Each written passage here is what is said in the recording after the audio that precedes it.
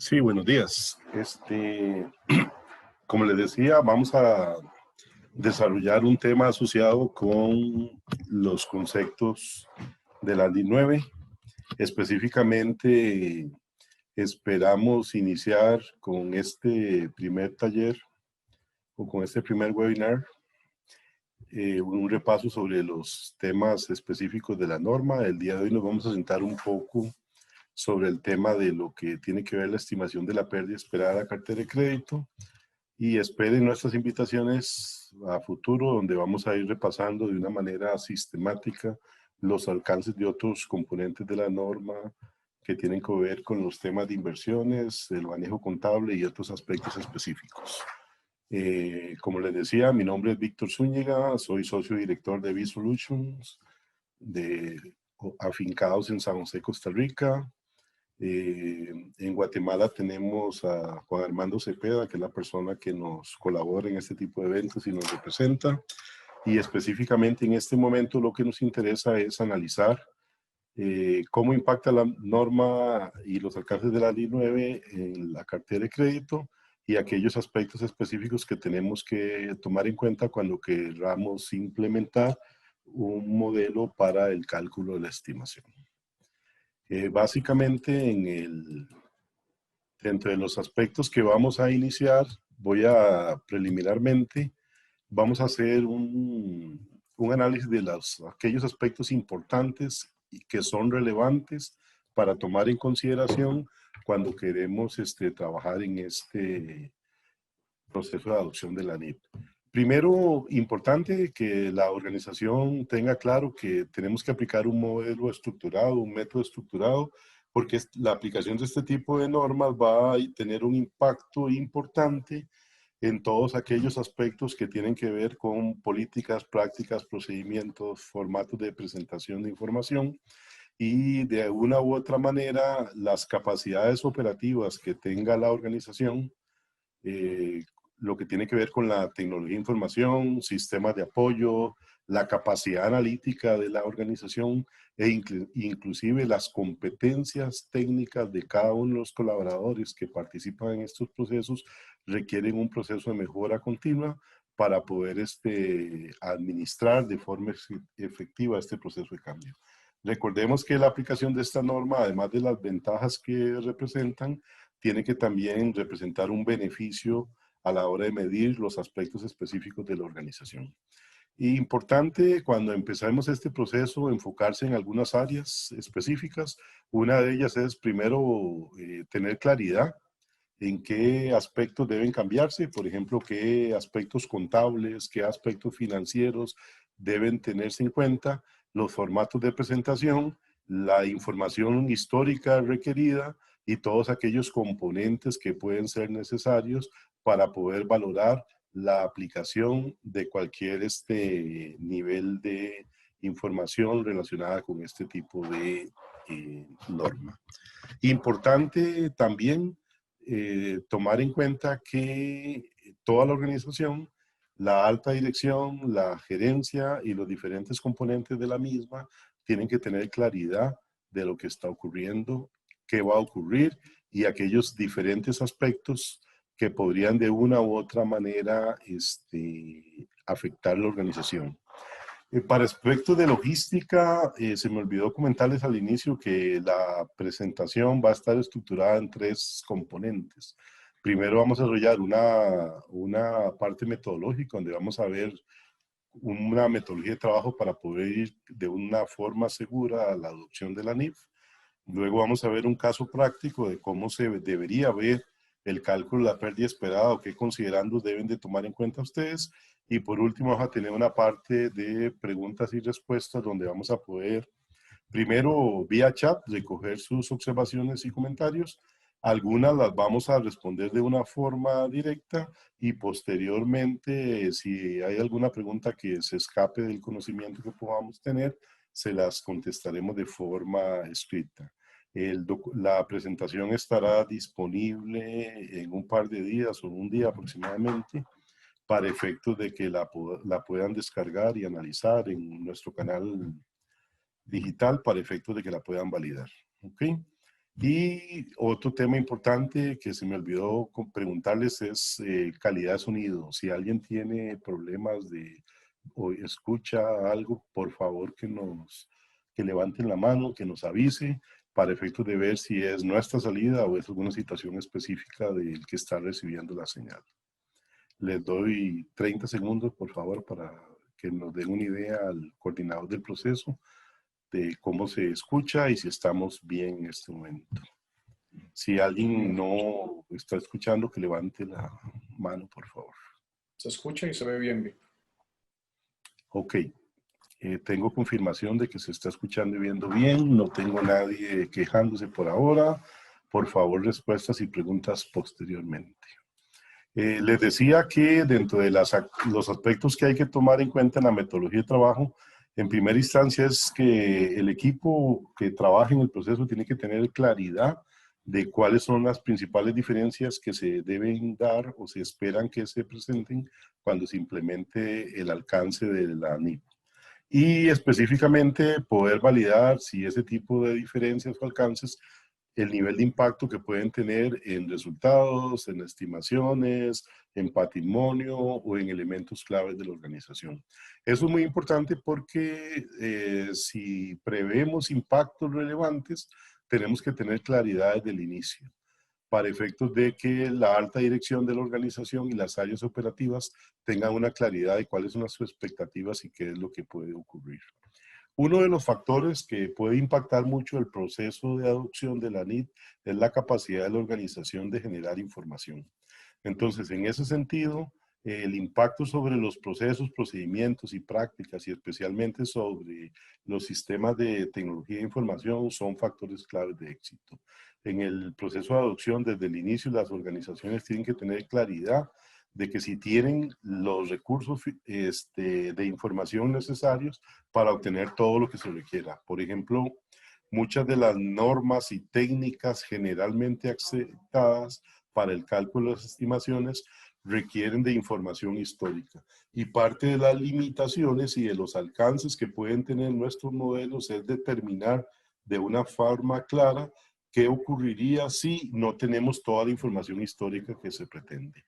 Y en este sentido, esa búsqueda de la información histórica y mantenerla hacia adelante puede implicar cambios o mejoras en los procesos de tecnología de información, y de una u otra manera esto puede convertirse en un proceso muy simple o un proceso muy complejo. Lo importante es que esa limitante o esa característica sea valorada. Si usted tiene debilidades a la hora de uso de información histórica, lo que tiene que tener en cuenta es que algunas de las estimaciones pueden estar afectadas por el análisis transaccional e histórico que pueda realizar. Otra característica importante es que en el proceso de conversión, algunos de los resultados que se van a ver validando desde el punto de vista práctico tienen que irse analizando de una vez para que la organización pueda ir viendo qué aspectos importantes a la hora de la adopción de la normativa van a tener impacto en resultados, en información o en cualquier otro elemento clave de la organización. Y por supuesto, como un factor final, hacer la lista de requerimientos. Esa lista de requerimientos desde el inicio debe permitirnos proyectar cambios en las estrategias de trabajo, en la tecnología y quizá lo más importante, en la capacitación del personal. La adopción de este tipo de normas tiene la característica de que necesitamos aprender, conocer y ser una buena contraparte técnica para poder justificar ante las diferentes entidades, ya sean supervisores, auditores o cualquier sujeto interesado, los resultados que se están obteniendo del proceso. Una vez que los factores claves en la metodología de aplicación están definidos, se estila a dividir la estrategia de implementación en una serie de actividades. Por ejemplo, una de las actividades más críticas e importantes es el diagnóstico. El diagnóstico del modelo nos va a permitir analizar desde un punto de vista práctico qué ocurre o qué está sucediendo con nuestra situación actual. ¿Qué tenemos que cambiar? ¿Qué tenemos que mejorar? ¿Para cuándo lo necesitamos? ¿Qué tecnología tenemos? ¿Cómo vamos a soportar los diferentes procesos? Y desde el punto de vista práctico, esa definición de cuál es mi estado cuál es mi negocio, me va a poder dar las herramientas necesarias para definir de una forma clara cuál es mi modelo de negocio y en ese modelo de negocio poder tomar decisiones. Por ejemplo, si estoy enfocado en el tema de inversiones, cuál es la forma de valoración de las inversiones. Si estoy enfocado en crédito, por ejemplo, poder tener claridad de cómo se comporta mi cartera de crédito y cuál es el nivel de homogeneidad que tienen los diferentes componentes de la misma. Recordemos que parte de los factores de clave de éxito de un análisis de este tipo de normas implica que los procedimientos que se implementen y las prácticas que se deben documentar en la siguiente fase, que son los requerimientos, deben estar ajustados a la naturaleza y características de la organización. Todas las organizaciones tienen cosas típicas, cosas específicas, así que debemos identificar todos los posibles casos que se presenten y en función de esos casos determinar cuál es la manera técnicamente correcta de administrarlo. En este sentido, en la fase de requerimientos vamos a poder documentar específicamente cambios sobre los manuales financieros, los manuales contables, cómo le vamos a ir dando seguimiento a los resultados y lo más importante, tener claridad de que la información que estamos obteniendo es útil y está cumpliendo los alcances definidos. Una vez que tenemos un gap y podemos identificar dónde estamos y qué necesitamos, tenemos que validar claramente la participación o el desarrollo de un acompañamiento experto. El acompañamiento experto puede hacerse de muchas maneras. Una forma puede ser que usted capacite su recurso, lo prepare y con un equipo interno desarrolle todas las prácticas.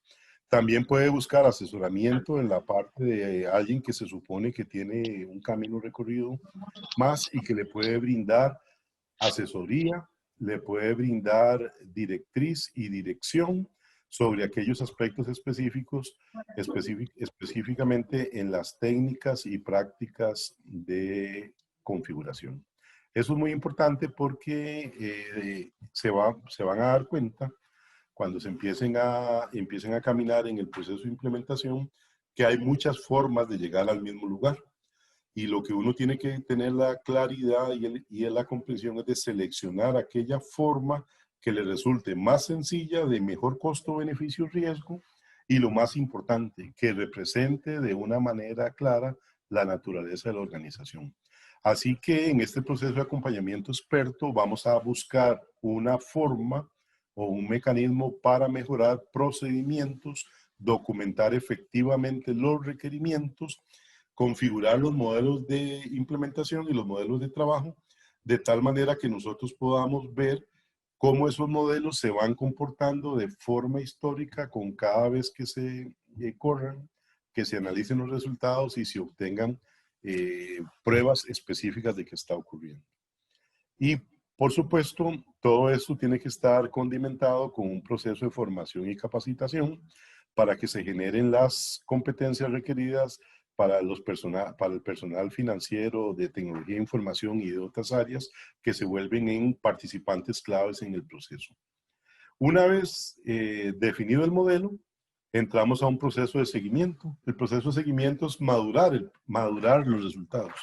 Posiblemente los resultados que obtengamos en las primeras corridas no sean lo que uno espera, no cumplan todas las expectativas y en la mayoría de los casos es muy probable que tengamos algún nivel de recomendación, especialmente de la gente que tenga que ver con las entidades supervisoras o fiscalizadoras. Lo importante de esto es que con una línea base de resultados, podemos iniciar el proceso de calibración de los modelos. La calibración es una técnica que lo que busca es adecuar al modelo requerido y exacto por la organización. Entonces, en este sentido, con la calibración vamos a buscar y obtener ajustes específicos en los procedimientos, en los sistemas, en las interfaces o en cualquier otro aspecto que nos pueda ayudar a poder determinar de una manera clara si las prácticas que estamos implementando como modelo funcionan efectivamente. En este sentido, durante las fases de diagnóstico, nos vamos a enfocar en validar algunos factores claves de éxito. Primeramente, vamos a tener que documentar en función de la norma o el alcance de la norma que estemos implementando, cuáles son los procedimientos que tenemos en la actualidad, cuáles son las decisiones que vamos a tomar para efectos de validarlos. Y, por ejemplo, en dos casos muy específicos, como lo que tiene que ver con crédito o con inversiones, nosotros vamos a poder validar, por ejemplo, desde el punto de vista de crédito, si nuestra organización tiene algún nivel de homogeneidad, por ejemplo. Homogeneidad está relacionado con líneas o con créditos que cumplan ciertas características o con aquellos otros aspectos que se escapen de las normas. En ese sentido, tenemos que analizar los diferentes casos posibles y en función de eso aplicar e interpretar los alcances de la normativa para poder obtener un resultado deseado, un resultado óptimo. En otros capítulos, por ejemplo en el de inversiones, tenemos que validar la naturaleza de la cartera de inversiones, su uso, su tipo, etcétera, etcétera, o cualquier característica importante y seleccionar la mejor técnica de evaluación. En el caso de hoy nos vamos a enfocar un poco en lo que tiene que ver la pérdida esperada de crédito y la estimación específica. Uno de los aspectos importantes del diagnóstico son los tiempos. ¿Cuándo tenemos que estar listos? Algunas veces eso va a depender de algún requerimiento, de alguna definición de alguien, que puede ser que ya esté dada o puede ser que tengamos algún tiempo específico para desarrollarlo. Independientemente de cuál sea el escenario, siempre tenemos que tener un compromiso desde el punto de vista de tareas por realizar y plazos por cumplir. En ese sentido, de los planes y plazos, tenemos que definir claramente cuáles son las normas que debemos de cumplir, en qué momento, cuáles son los alcances, de acuerdo a la naturaleza de nuestra organización y de acuerdo a nuestro modelo de negocio. Aquí es importante tener claro que en función de quiénes seamos, así tenemos algunas condicionantes. En este caso, las condicionantes las he llamado directrices tecnológicas. Las directrices tecnológicas son importantes porque recuerden que parte de la información que estamos valorando va a tener un impacto directo en los resultados de la organización y a cortos resultados financieros. Entonces nosotros tenemos que garantizar que toda la información que estamos teniendo acceso, que estamos analizando, cumple con toda la gestión de gobierno de la información. Y eso implica seguridad, confiabilidad, exactitud, oportunidad e integridad. Entonces, en este sentido, tenemos que apoyarnos en las prácticas internas que puede tener la organización desde el punto de vista de sus directrices tecnológicas. Y eso definitivamente nos va a decir qué podemos esperar y si tenemos alguna limitación dentro de los alcances del proceso. Así podrán ver que en la fase preliminar de diagnóstico lo que nos determina básicamente es cuál es el nivel de situación actual. En ese análisis de situación actual podemos validar y empezar a analizar los requerimientos. Los requerimientos los voy a empezar de atrás hacia adelante. Por ejemplo, si nosotros tuviéramos operaciones de crédito o cualquier otro alcance del negocio que debe ser normalizado, tenemos que primero, por ejemplo, si hablamos de crédito, tenemos que estudiar qué tipo de operaciones tenemos, qué nivel de recurrencia tenemos, qué nivel de homogeneidad, cuáles son las reglas establecidas, las prácticas que se definen. Luego tenemos que pasar al core o a los procesos de negocios para entender las actividades y de cómo de una u otra manera se podrían ver impactadas. En los procesos, por ejemplo, de cálculo de pérdida de crédito, tenemos que tener muy claro los temas de recuperación, los temas de colocación, el análisis de riesgos, la proyección histórica de cómo se ha comportado la gestión de riesgos a través de herramientas como el valor en riesgo, el comportamiento de la mora, etcétera, etcétera, que son indicadores que nos ayudan a entender la formalidad o la informalidad de los procesos que tenemos dentro de la organización. Otro aspecto importante es que si estamos adoptando la norma y generando información, tenemos que generar información que sea útil. Entonces tenemos que detallar toda la información que debemos generar con todos sus atributos y sus características, para que esos atributos y características sean considerados como parte de la generación del proceso. Eso implica que desde el punto de vista operativo vamos a poder generar la información requerida en el momento exacto. Y por supuesto, ahora viéndola en una forma estandarizada la gráfica, podemos analizar que nosotros para efectos de documentar los requerimientos, primero vamos a ver directrices circulares o cualquier herramienta, metodología, documento, etcétera, etcétera, que ha sido emanado o producido para efectos de normar el proceso. Y eso implica lo externo, lo interno, lo externo que serían básicamente directrices, las políticas internas de adopción y aplicación, la manera en que estamos trabajando, cómo calculamos ahora, cuál va a ser la línea base de comparación y cualquier otro elemento importante a nivel nacional o internacional que por la naturaleza y modelo de negocios que utilicemos sea necesario cumplir en este proceso de adopción. Y al final, regresando ya a la normalidad de la filmina, muchos de estos efectos van a ser leídos desde el punto de vista de la interpretación y los resultados de la información financiera. Y eso va a implicar, por ejemplo, mejoras o adaptaciones en nuestros cuadros contables, en los sistemas de información financiera utilizadas e inclusive en algunos casos se ha dado que requerimos mejorar la base de registro de los sistemas operativos. Por ejemplo, información de crédito que no hemos incluido en los aplicativos, tenemos que incluirla dentro del modelo. ¿Sí? No sé si me pareció escuchar un sonido extraño ahí. Bueno, vamos a pasar a la fase de acompañamiento e implementación. En este proceso tenemos que tener en cuenta que lo que vamos a buscar aquí son algunos objetivos específicos. Uno muy claro, tener claridad de qué podemos hacer y qué no podemos hacer. En este sentido, tenemos que documentar claramente requerimientos internos y externos, requerimientos de tecnología o de recursos específicos. Esto puede implicar necesariamente requerimientos de formación y capacitación para nuestro recurso. Otro aspecto importante que tenemos que tener claridad es cómo vamos a configurar o dimensionar los modelos de cálculo. Cómo vamos a aprovechar las fuentes de datos que tenemos y si esas fuentes de datos tienen las condiciones y las capacidades para aplicar las reglas de negocios generalmente aceptadas para poder generar resultados. Todos sabemos que cuando uno aplica una proyección estadística para calcular un histórico de pérdida esperada de alguna información que tenemos que tener. Y esa información tiene que cumplir ciertas características y tenemos que tener cierta evidencia y ciertos datos. Uno de los problemas que podemos afrontar en la implementación es no contar con toda la información. Entonces, parte de la solución es buscar la manera en que esas fuentes de datos puedan ser incorporadas dentro de la base de datos global de información que va a ser utilizada para la aplicación de los modelos de cálculo. Otro tema importante es que los modelos, desde el punto de vista de acompañamiento, tenemos que tomar direcciones y directrices sobre los modelos que vamos a utilizar.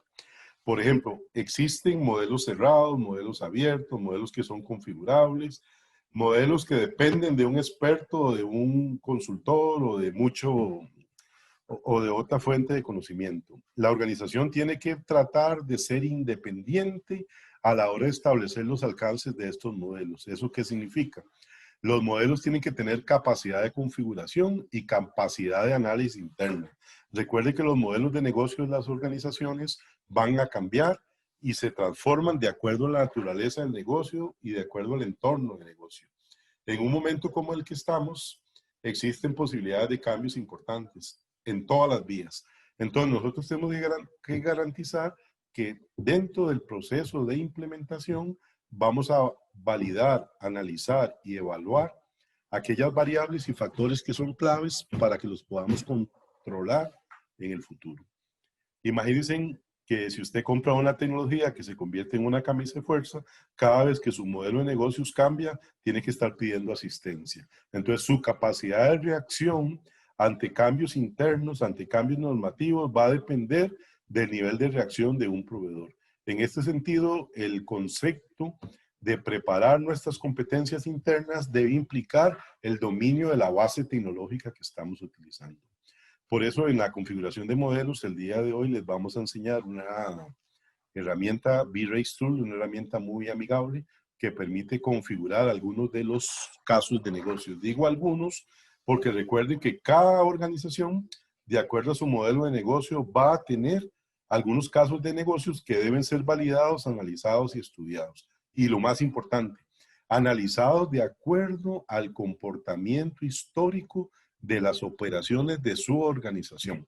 En este sentido, uno puede tomar líneas de base o una serie de referencias de cómo se comportan otros, pero la decisión final es cómo se comporta usted, cómo se comporta su organización, y en función de eso vamos a generar resultados, validar el proceso y vamos a definir estrategias de mejora del proceso que va a implicar necesariamente cambios en los procedimientos, en las prácticas, posiblemente en la tecnología y los sistemas de apoyo. Y de eso lo que vamos a obtener al final es un modelo final, entre comillas, dentro de una serie de posibles alternativas. Y ese modelo final debe estar completamente documentado y debe estar considerado dentro de los manuales y procedimientos de cálculo que la organización preserva. De tal manera que en algún momento, cuando ustedes sean revisados, uno podría definir claramente cuál es la metodología que está usando, qué características tiene y cuáles son los resultados que se están obteniendo en función de ello. Al final, como una actividad permanente y de mejora, tenemos que mantener un plan de capacitación y un seguimiento post-implementación para estar determinando y validando desviaciones. Uno de los efectos más interesantes de la adopción de este tipo de normas es contar con las facilidades para ver las desviaciones y no esperarse al cierre del periodo cuando ya tengamos los cálculos y decir, bueno, ¿qué pasó? ¿Por qué pasó esto? ¿Qué ocurre? Algunos de los aspectos que tienen que estar claros y que se convierten en factores claves de éxito a la hora de dimensionar el proceso y en obtener un resultado exitoso son básicamente los siguientes. Primero, tener claridad en el tiempo. ¿Cuándo debemos estar listos? ¿Qué esperamos? Por ejemplo, un día de estos alguien preguntaba, ¿la norma ya se publicó, ya se definieron plazos, ya se definieron tiempos, si no ha empezado, por ejemplo? Ok, si no ha empezado a capacitarse, a prepararse o a conocer la norma, ya está perdiendo tiempo valioso. Entonces, eso es parte de la definición, que tenemos que tener claridad sobre el objetivo final. Si nosotros tenemos claridad del objetivo final, sabemos que el proceso, si bien que mal, no es complejo, no es difícil, no es una actividad, digamos, que sea imposible realizar, hay que tenerle cuidado, requiere de participación, requiere de conocimiento y lo más importante, necesitamos de gente que tenga las competencias y el conocimiento técnico para poder tomar decisiones. Y algunas veces esas decisiones, a la hora de calibrar y definir los modelos, requieren de una decisión de alto nivel que algunas veces no es muy expedita. Otro tema importante que generalmente consume factores claves en el desarrollo del proyecto es el análisis de los datos. Por ejemplo, nosotros tenemos que tener claridad de cómo ha sido el comportamiento de nuestros clientes, qué operaciones tenemos, qué diferentes características de líneas de crédito, de operaciones de crédito, toda la posible combinación de situaciones que nos puedan presentar, el manejo de garantías, considerando específicamente garantías de temas hipotecarios, bienes inmuebles, letras de cambio, fiduciarias o cualquier otra cosa. Y en función de eso, poder establecer con claridad cuáles son las reglas de negocio que tienen que estar establecidos cuando una operación de esas está en un nivel ya de incremento significativo de la pérdida y tenemos que tomar alguna decisión sobre ellas. Por supuesto que la definición de las reglas de cálculo y el análisis de alternativa y la selección de la alternativa se convierte en una ruta crítica porque es la que nos va a poder determinar cuál es la forma específica para poder tener el mejor resultado esperado. Recordemos que estas estimaciones tienen un impacto directo sobre los resultados, así que tenemos que tener claridad en el manejo de cualquier diferencia, específicamente cuando venimos trabajando con algunos métodos de cálculo de estimaciones que sean conservadores. Otro factor clave de éxito en el discernimiento del proceso es cuál es mi capacidad de analizar y extraer información histórica. Por ejemplo, muchas organizaciones tienen prácticas de gobierno de la información y ya tienen muy estandarizadas las bases de datos y las diferentes fuentes. otras no están tan estandarizadas, algunas las tienen fragmentadas, hay sistemas integrados, hay sistemas por aplicativos, no sé. Existen muchas posibilidades. En ese sentido, lo importante es crear un mecanismo estándar para poder analizar, evaluar, extraer y procesar la información. De tal manera que cuando se configure el modelo, tengamos la capacidad de poder contestar preguntas específicas. Por ejemplo, con el análisis histórico de la cartera, nosotros podemos saber cuándo la mora se ha incrementado de una forma significativa. ¿Cuál es la práctica que se utiliza para saber si una operación está en default, por ejemplo? Podemos clasificar las operaciones de una u otra manera por tipo de crédito, por características homogéneas o por cualquier otro considerando propio de la organización, propio del negocio, propio del modelo de negocios que utilizamos.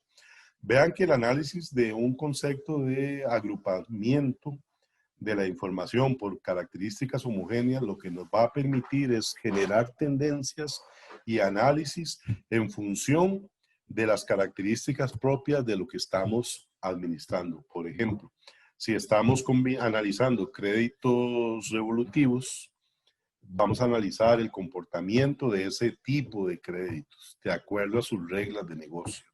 Pero si nos pasamos al lado de cuentas comerciales, vamos a analizarlas en función de su comportamiento, de su periodo de pago, de su tipo de cliente. Y si son tarjetas de crédito, tenemos que valorarlas en función de esas características también.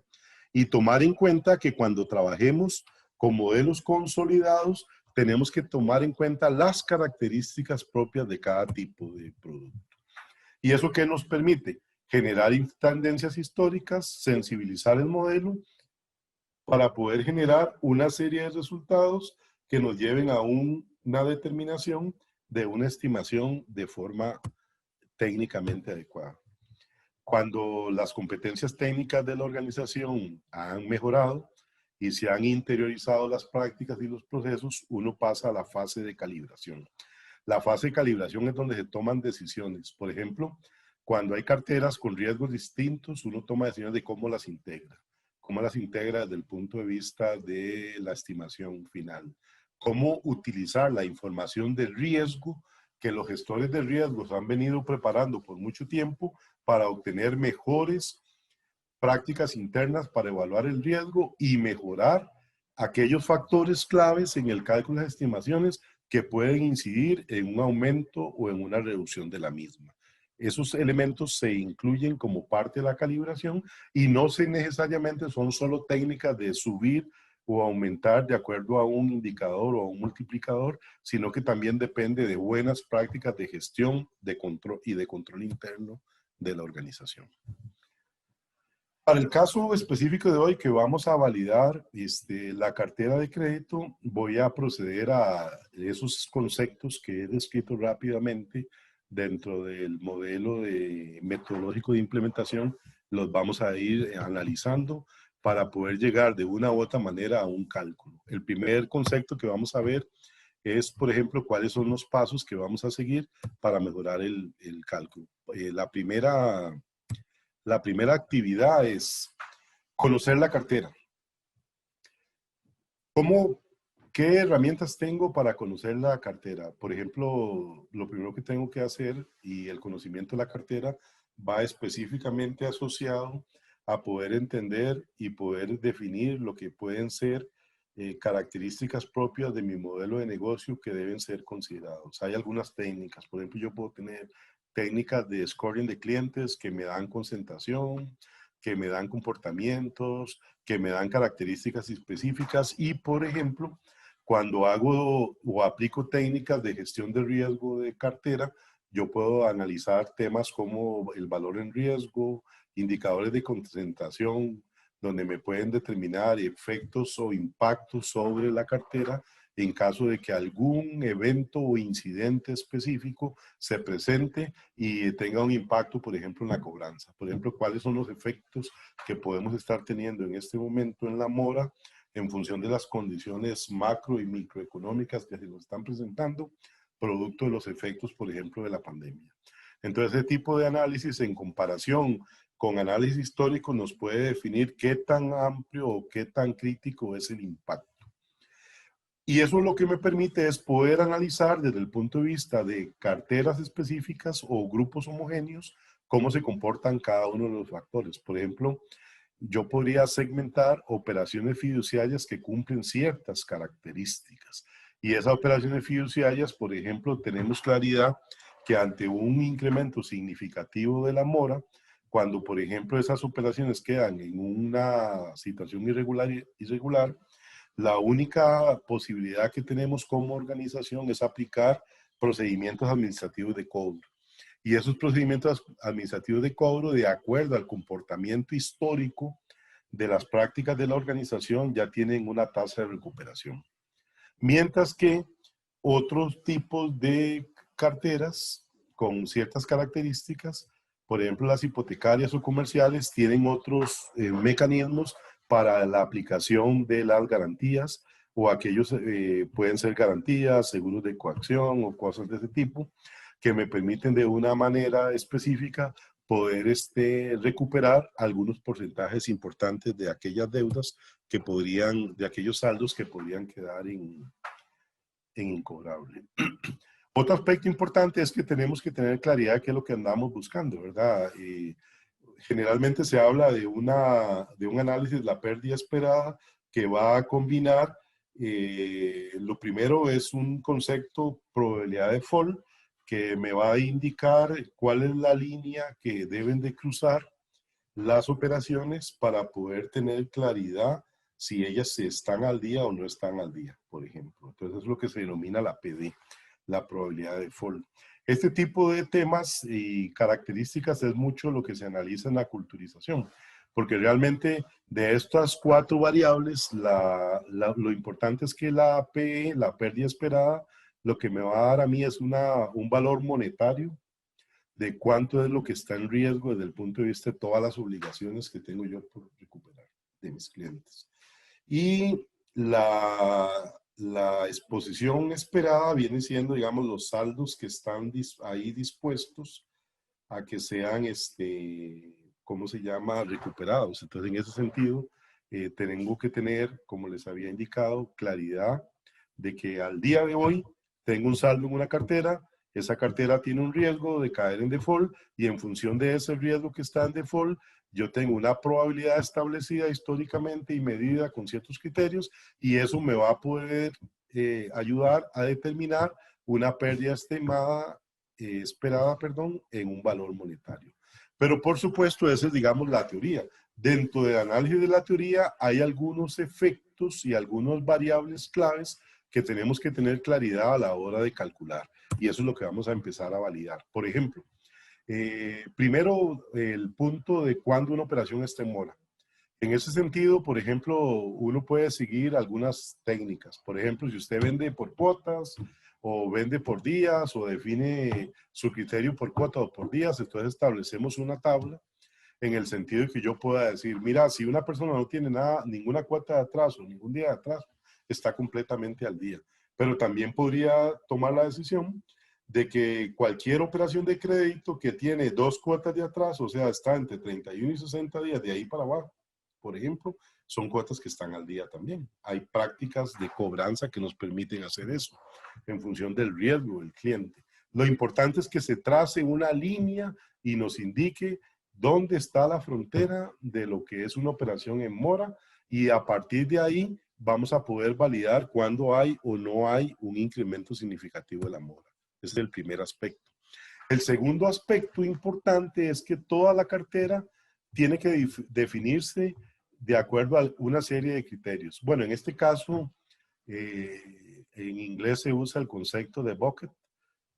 Uno puede usarlo como fases o estados o niveles o como quiera. Lo importante es tener claridad de qué es lo que está pasando. En la fase 1, en el nivel 1 o en el bucket 1, para lo que nos interese, mantener algunas referencias bibliográficas que lo mencionan así, se ubican a todas aquellas operaciones que desde el punto de vista de normativa interna están al día.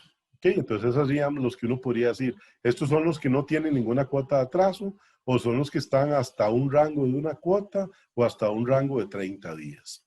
En ese tema específico, algunas de las prácticas nos dicen que ese tipo de créditos deben ser valorados de acuerdo a lo que se denomina la pérdida esperada en los próximos 12 meses. ¿Eso qué es? Eso es una técnica de proyección que me permite estimar cómo se va a comportar un crédito que hoy está al día en un año. Entonces, generalmente uno básicamente, dependiendo de la técnica que utilice, por ejemplo, uno puede usar una materia de transición que me compara o me analiza el historial para, con base en el historial, obtener un patrón. Entonces uno me dice, si mi cartera de hoy hace un año estaba de esa manera, entonces se prevé que se siga comportando de esa manera. Eso lo vamos a ver en unos momentos. Pero también podría usar una proyección hacia adelante y decir, si yo tengo esto hoy, ¿cómo estará dentro de un año? Esas son las partes importantes que se deben documentar a la hora de seleccionar cuál es la mejor técnica que vamos a utilizar para evaluar. La fase 2 o el estanco 2 son aquellas operaciones que han tenido algún incremento significativo de la mora. En ese sentido, las reglas de negocio o las recomendaciones generalmente lo que le indican a uno es que hay que hacer un análisis a valor presente usando una tasa de interés efectiva y calcular cuánto es lo que yo debería esperar recuperar de esa cartera. Ahí básicamente se maneja el concepto del análisis de la pérdida esperada durante toda la vida que le queda al crédito. Entonces esas operaciones tienen que ser validadas, analizadas y obtener un monto específico. Y al final, en el nivel 3, vamos a tener todo lo que está completamente deteriorado y en ese sentido aquí se vuelve clave la información histórica. ¿Por qué? Porque nosotros vamos a tener información, por ejemplo, de cuántas garantías hemos ejecutado, qué nivel de ejecución tenemos, por ejemplo, prácticas internas. Si yo tengo, por ejemplo, una garantía hipotecaria que soporta un bien, si yo la tengo que ejecutar, ¿cuánto es lo que yo esperaría recibir? Luego vienen unas prácticas internas de las entidades financieras. ¿Qué tan bien valorados están los activos que los clientes están dejando como garantía? ¿Cada cuándo fue la última valoración? ¿Cuántos se han apreciado? ¿Cuántos se han depreciado? ¿Cuál es el valor real de mercado? Etcétera, etcétera. Entonces, en el análisis de estos niveles o estas fases, lo que pretendemos es ubicar a toda la cartera para poder generar un instrumento de análisis. Por ejemplo, este instrumento de análisis preliminar puede ser uno de los tantos métodos que se pueden utilizar es una matriz de transición. La matriz de transición lo que hace es que toma la cartera homogénea que hemos validado y la analiza en función de un criterio. Vean que yo estoy usando aquí el criterio días. Igual, estos criterios por días es una segmentación que se utiliza, bueno, por lo menos es algunos criterios que usa la SUGEF en Costa Rica. Eso puede ser configurado de acuerdo a estos criterios, se puede reducir, ampliar. Lo importante es que la matriz de transición tenga las características y capacidades para hacer un buen análisis. Si yo tengo una matriz muy pequeña, tengo mucha concentración, entonces tengo problemas. Si tengo una matriz muy grande, voy a tener excesos de colas y el análisis que puedo obtener ahí también es crítico. Inclusive, el diseño de la matriz de transición es importante en el proceso. La matriz de transición, como les decía, permite validar elementos claves con el estudio de la matriz. Por ejemplo, lo que está sobre la diagonal son operaciones que paulatinamente han venido presentando un deterioro. Ese deterioro se puede medir en función del default. Por ejemplo, en las casillas arriba de la matriz, entre más me desplazo hacia la derecha, esos son operaciones que están más cerca de la línea de default o están ya sobre el área de incremento significativo o en una operación completamente deteriorada. Las que se encuentran por debajo son las operaciones en verde, o sea, son operaciones que cumplen de una manera satisfactoria algunas reglas de recuperación y se mantienen con un nivel de sanidad de cartera relativamente aceptable. Lo importante aquí es que de la matriz de transición, en función de las clasificaciones, yo puedo obtener dos parámetros claves. El nivel de deterioro de la cartera, el nivel de default esperado y la probabilidad de incumplimiento que se puede esperar de los diferentes componentes.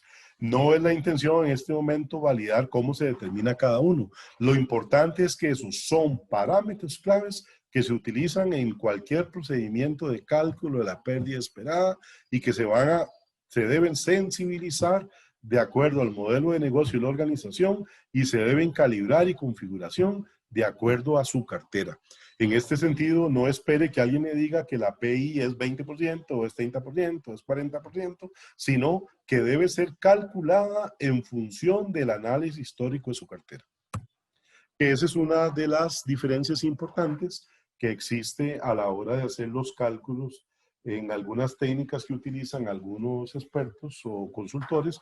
Generalmente le dicen a usted, use un 20% para esto, use un 30% para esto. Entonces uno dice, bueno, ¿y por qué un 20, un 30? Ah, no, es que eso es lo que usa el mercado. En este sentido es importante calibrar, definir y estructurar adecuadamente cada parámetro que estamos utilizando. Con la técnica de la matriz de transición, aquella gran ecuación inicial que vimos de la pérdida esperada se convierte en algo más sencillo. Entonces, la pérdida esperada, ¿qué va a hacer? Por cada una de las operaciones que usted tenga en su cartera, vamos a analizar por cada préstamo cuál es la exposición que se da en un momento dado. Vamos a calcular la probabilidad de default para esa operación. Vamos a ver la tasa de recuperación para ese tipo de préstamo y vamos a analizar cuál es la probabilidad de incumplimiento. Entonces, por ejemplo, si usted tiene una cartera con 1 millón de operaciones, le vamos a hacer ese ejercicio al 1 millón de operaciones para efectos de que podamos analizar cómo se comportan y cómo se ve esto en la práctica. Eso es quizá, digamos, importante. Vamos a hacer un cambio.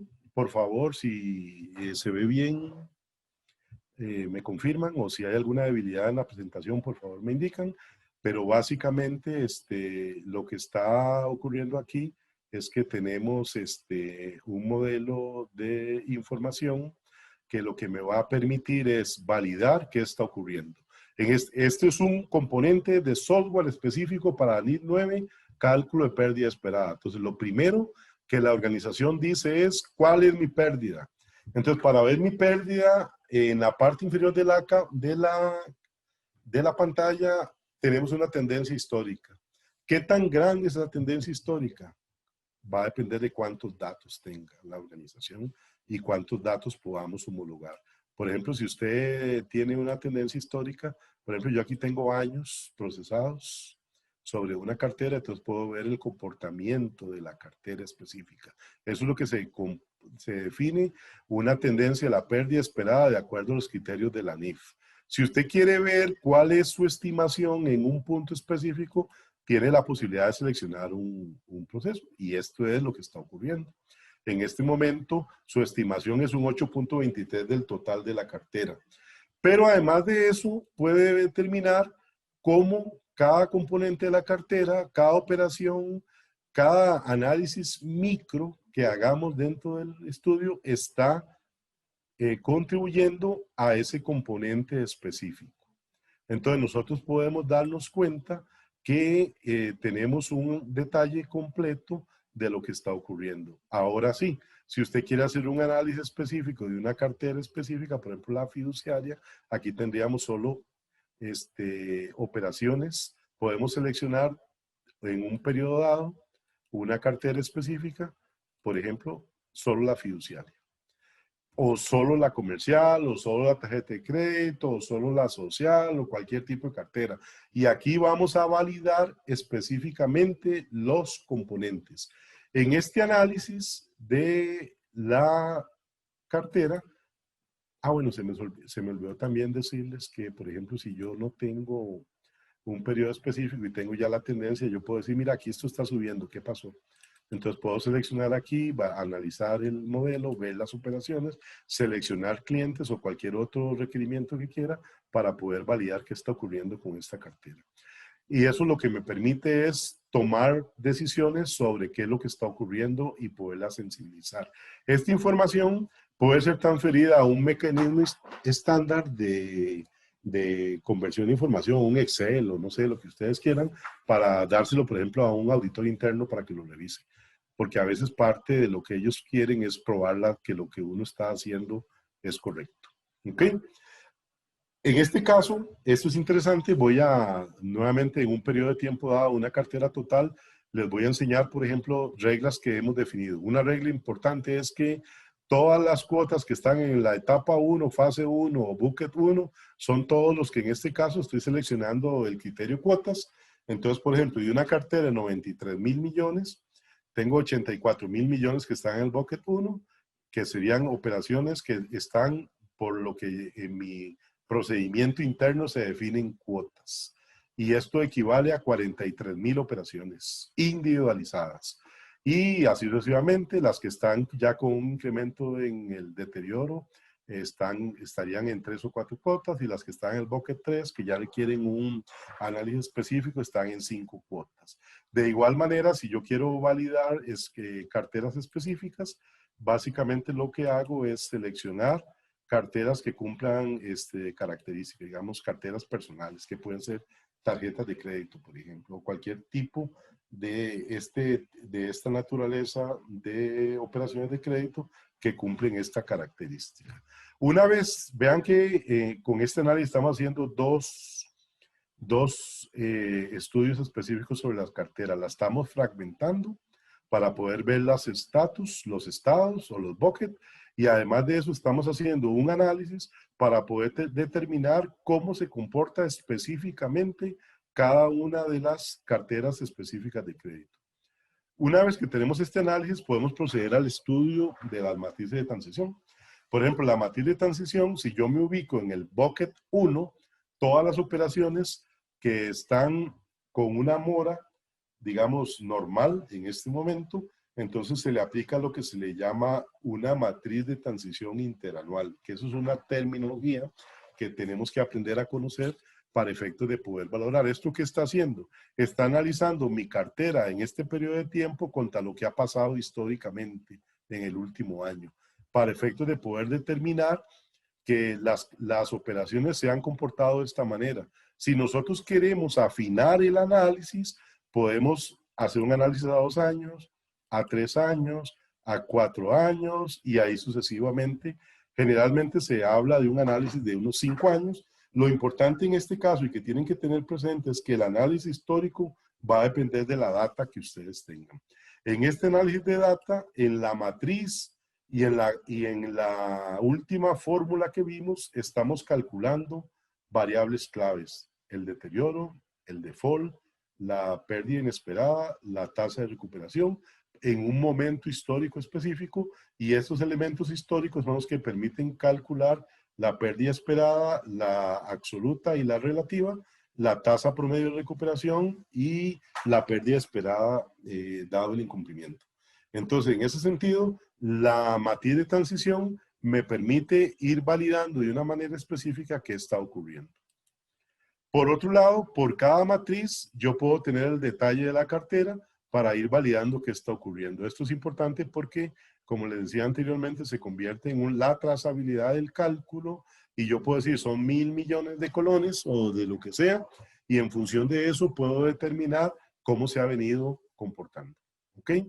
Importante, recuerden que cuando se hizo la definición de los buckets, nosotros teníamos al día, ¿verdad? Sería el bucket 1. El estado 2 es lo que se denomina las operaciones que ya están representando un incremento significativo, y las del bucket 3 las que ya están completamente deterioradas. La tendencia de matrices me permite validar qué es lo que está aplicando en un momento específico. Por ejemplo, este sería el cálculo de todas las matrices para toda la organización, para ir viendo las diferencias. Cuando estoy en el estado 2, en el estado 2 tenemos que tener en cuenta algunos elementos específicos. Por ejemplo, recuerdan que la teoría dice que cuando las operaciones están en un estado 2 o un bucket 2, son aquellas que están teniendo un incremento significativo de la mora. Entonces se espera que se le haga un análisis para toda la vida del crédito restante y se haga un estudio de cuál es la expectativa de pérdida que tenemos. Entonces, en ese sentido, se hace para operación por operación, se hace un análisis de los flujos de efectivo en función del plan de pagos. Aquí es donde viene la parte de homogenización de la cartera y se vuelve clave. Yo puedo ser que tenga operaciones niveladas como estas, que son sencillas, por ejemplo, pero puedo ser que tenga unas que él paga 2 meses, paga los 6 meses, al año, a los 2 años, no sé. Entonces, todas esas reglas de negocio tienen que ser analizadas y conceptualizadas para poder ser incluidas en estas estrategias de cálculo. Entonces yo calculo el flujo efectivo, hago el análisis del costo amortizado y este análisis del costo amortizado me permite calcular la pérdida esperada. Y esa SL marginal combinada con cada uno de los componentes me permite determinar cuál es la expectativa para esa operación específica de obtener una estimación de pérdida, dado que esa operación ya se encuentra en un nivel 2, que sería operaciones que se están enfrentando a un incremento significativo de la mora. En ese sentido, es importante tener presente que este análisis lo que me permite es valorar de una forma directa cada una de las características que tiene la población. Y en ese sentido, por ejemplo, si ya nosotros queremos validar específicamente lo que está ocurriendo en la cartera, entonces podemos de una manera específica analizar todos los componentes.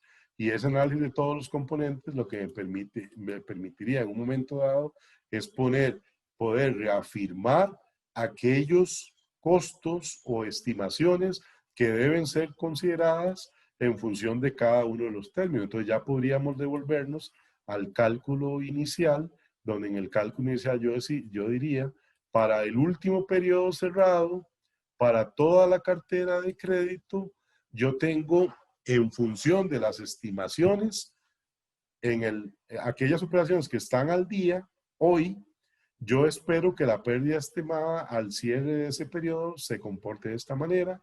Las que están en el bucket 2, en función del análisis de toda la vida que le queda al crédito, espero que se comporten de esta forma.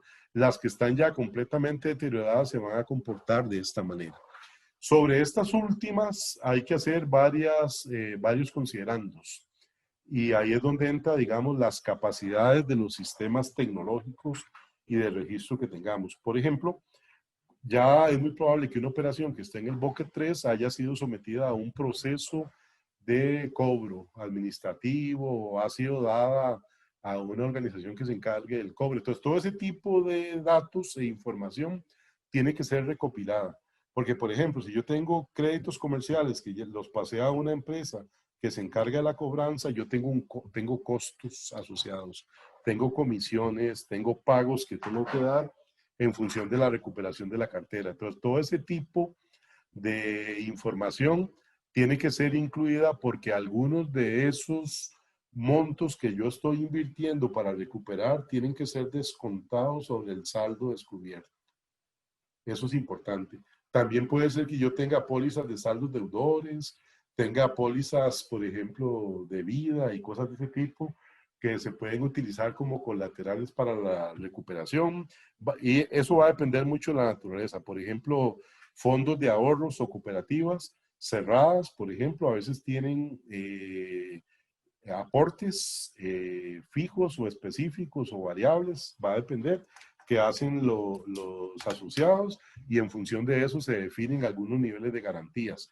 Pero también existe lo que se llama la recuperación hipotecaria para los bienes inmuebles, donde yo puedo decir que en función de las características de la cartera, yo recupero un porcentaje. Por ejemplo, si yo tengo crédito para vivienda o construcción, generalmente yo digo, mira, si usted me da este crédito para desarrollar un complejo habitacional, por ejemplo, un condominio, el condominio va a garantizar en un 80% el saldo de la deuda.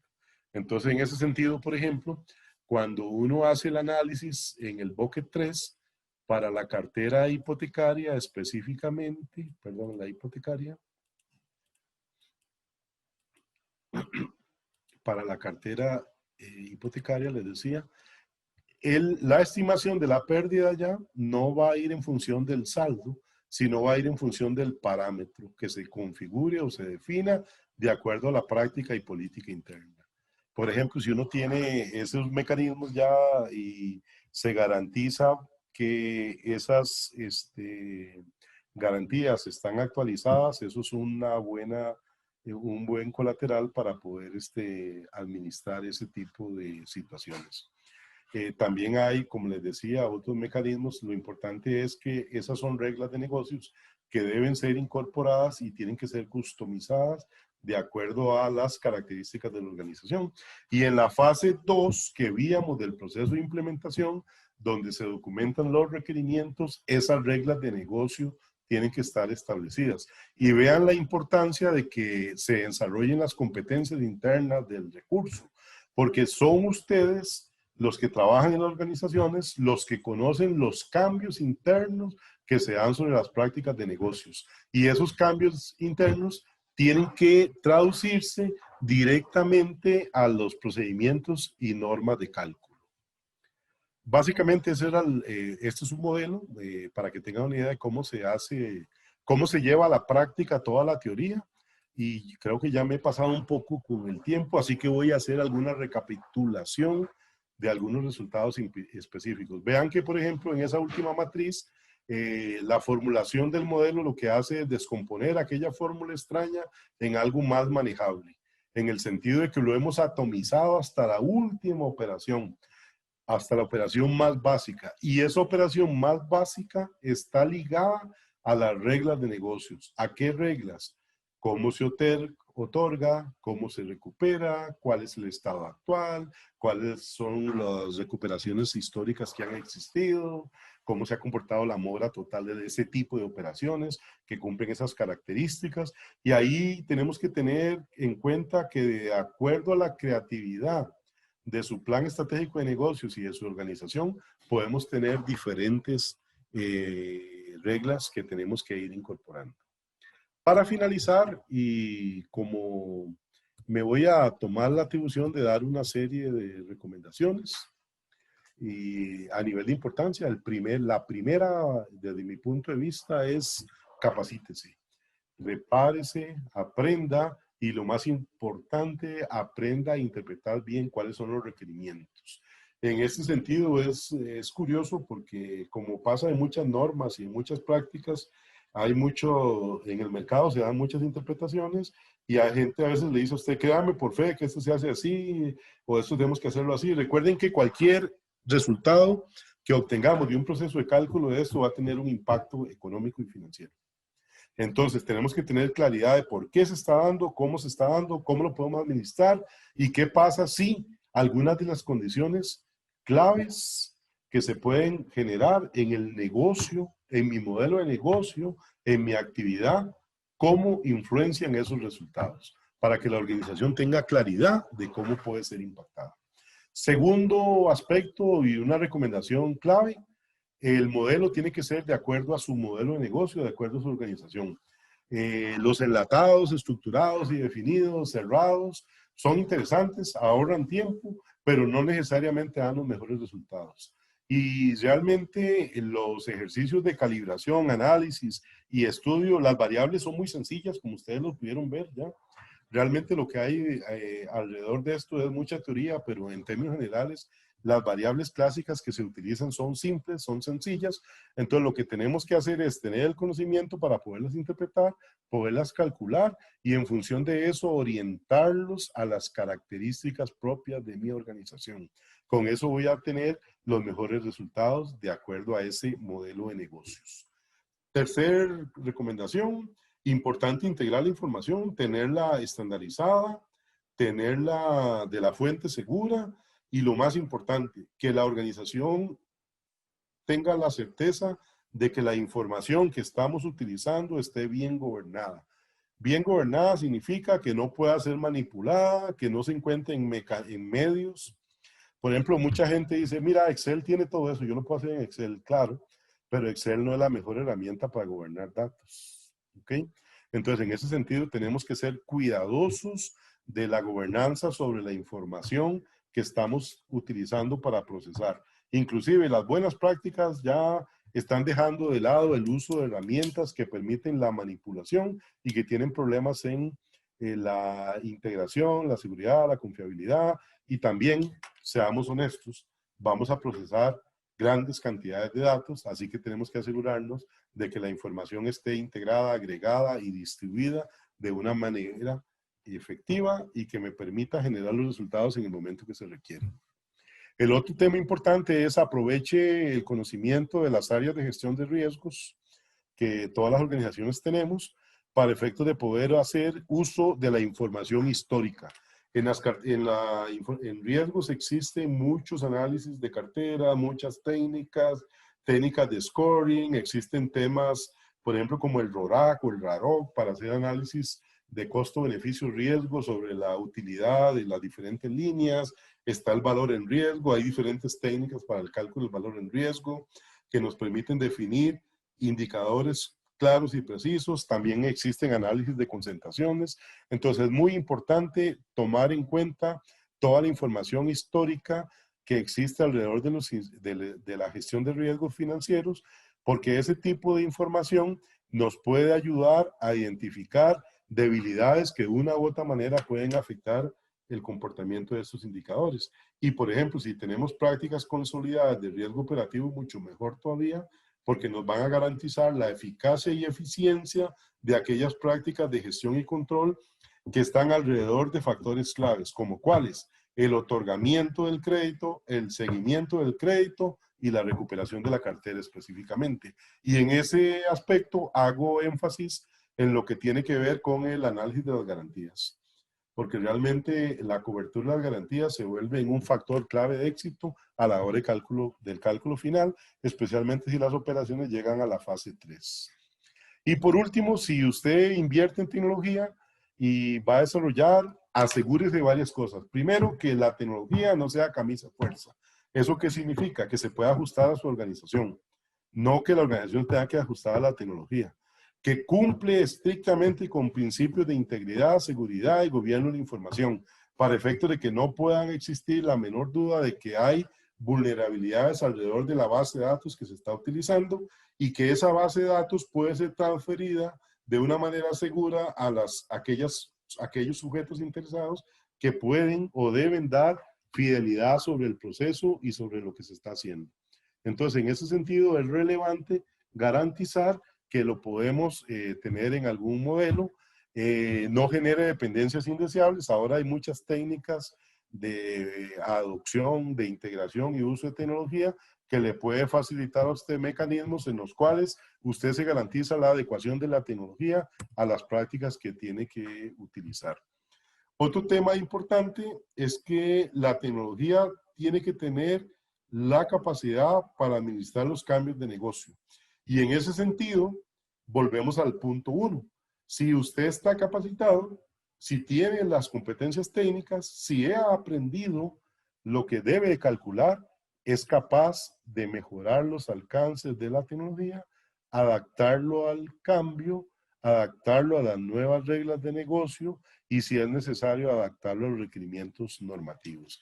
En este sentido, lo que se busca es que la solución tecnológica alrededor de todo el proceso esté integrada de una manera eficaz y eficiente a la tecnología global de la organización, que le dé facilidad a las personas que generan los modelos para el seguimiento, para la calibración y para los diferentes aspectos claves que se deben de ejecutar.